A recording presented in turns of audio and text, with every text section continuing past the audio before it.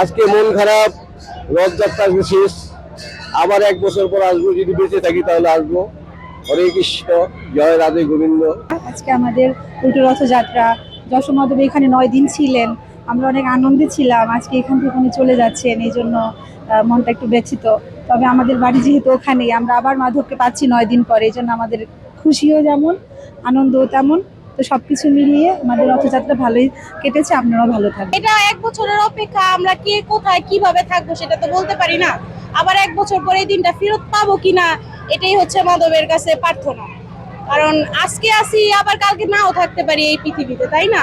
তো আমরা এখানে আসছি যে সবার মঙ্গল কামনায়, বাবা মা পরিবারের সবার, এমনকি সারা দেশের জন্য মঙ্গল প্রার্থনায় আমরা এখানে সমবেত হই সবাই একসাথে।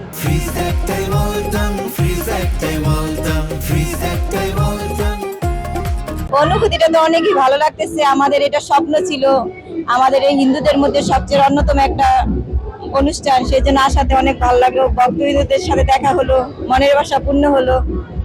পৃথিবীর সবাই ভালো রাখুক, পৃথিবীতে যে সংকট চলতেছে ভগবান যাতে সংকট মোচন করে, এটাই রাধা মাধবের কাছে চাওয়া।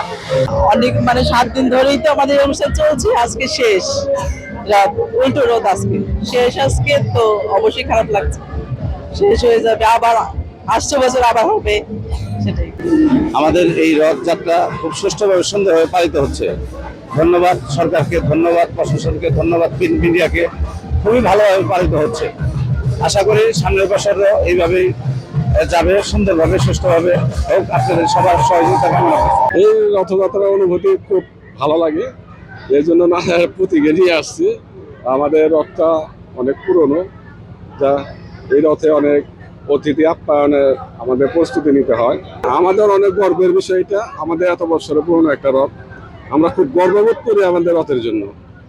আমাদের ভগবানের শ্রী বিগ্রহ সারা বছর মন্দিরে পূজিত হয়। শুধুমাত্র এই 2টি তিথিতে এই ভগবানকে মন্দির থেকে বের করা হয় ভক্ত দর্শনে এবং মানুষকে কৃপা করার জন্য। তো এখানে এই রথযাত্রায় জাতি ধর্ম নির্বিশেষে সবাই অংশগ্রহণ করতে পারে এবং দর্শন করতে পারে। এবং আমাদের জগন্নাথ দেব এবং ধামরাইদের মাধব রয়েছে, তো মানুষকে বা ভক্তকে কৃপা করার জন্য বেরিয়ে আসে এবং তার রথের রশি কিংবা রথ দর্শনের জন্য কোনো জাতি ধর্ম নির্বিশেষে কোনো বাধা নেই।